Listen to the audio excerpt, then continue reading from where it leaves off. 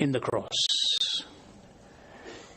If you follow the Islamic faith and you ask a Muslim man, how do you attain paradise? He'll say, when you stand before Allah, your good deeds will have to outweigh your bad deeds. That's how you're going to make it.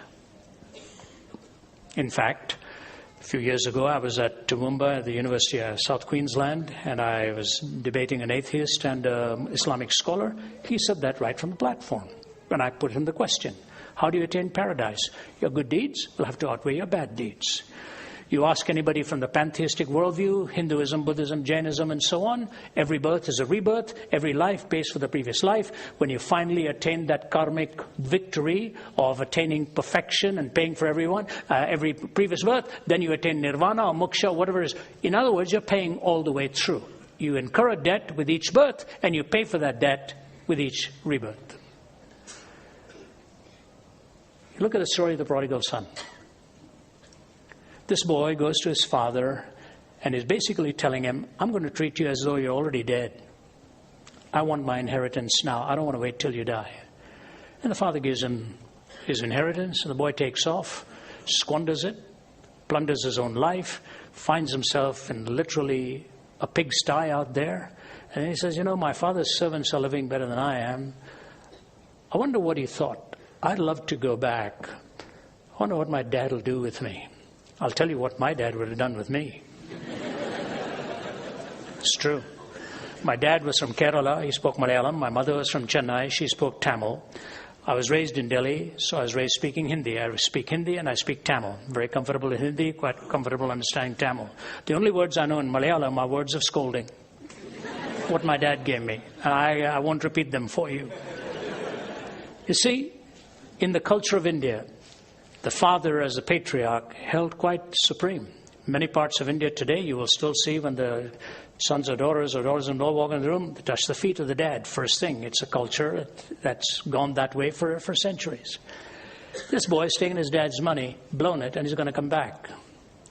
Would you have ever imagined in an Eastern narrative that the father rushes out of the home to meet him halfway? Totally catching the whole narrative and the listeners off guard.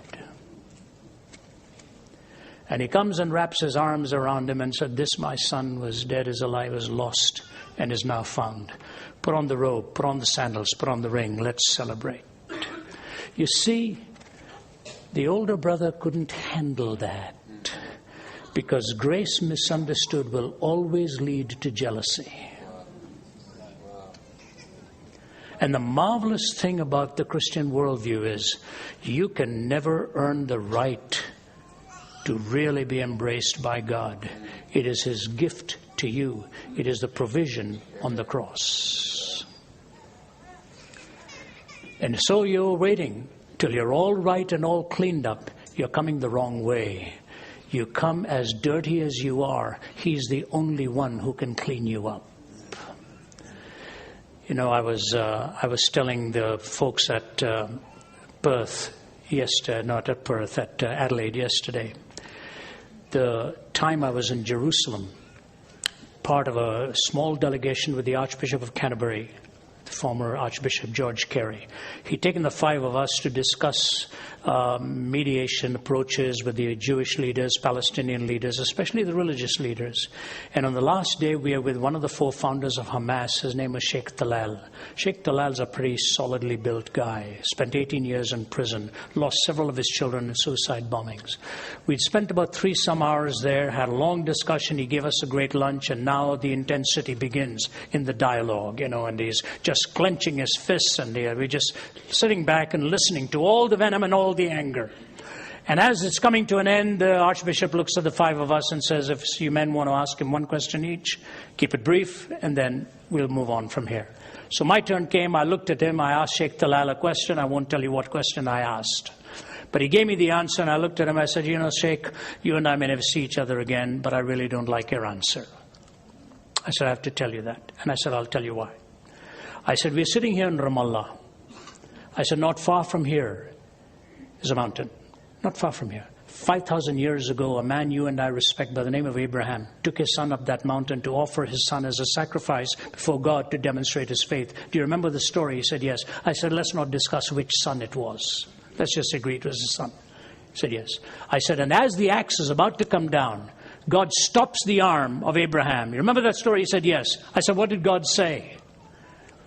He couldn't remember. I said, God said, stop. I myself will provide. He said, that's right. I said, Sheikh, stone's throw from where you and I are sitting is a hill. It's called Calvary. I said, 2,000 years ago, God kept that promise and took his own son up that hill. I said, Sheikh Talal, this time the axe did not stop. God himself provided. He's just staring at me. I said, I want to say to you this, sir. Until you and I receive the son God has provided, we'll be offering our own sons and daughters on the battlefields of this world for position, land, power, and prestige. There's been dropped silence in the room.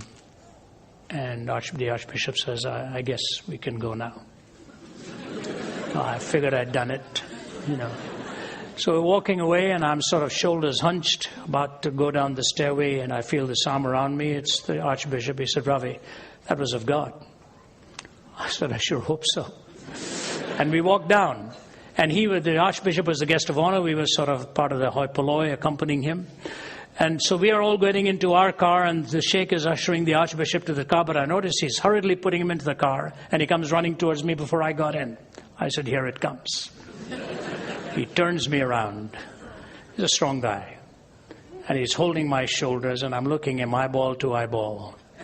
And he said, Mr. Zacharias, you and I may never see each other again.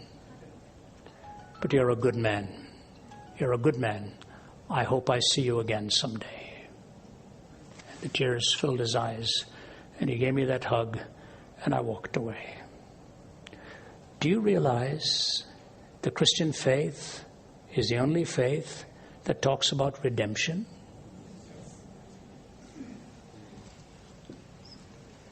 Not just forgiveness, redemption. The redemption that comes because of the grace of Christ. Oh, other religions talk about the longing for it, the hope for it, never ever any provision for it.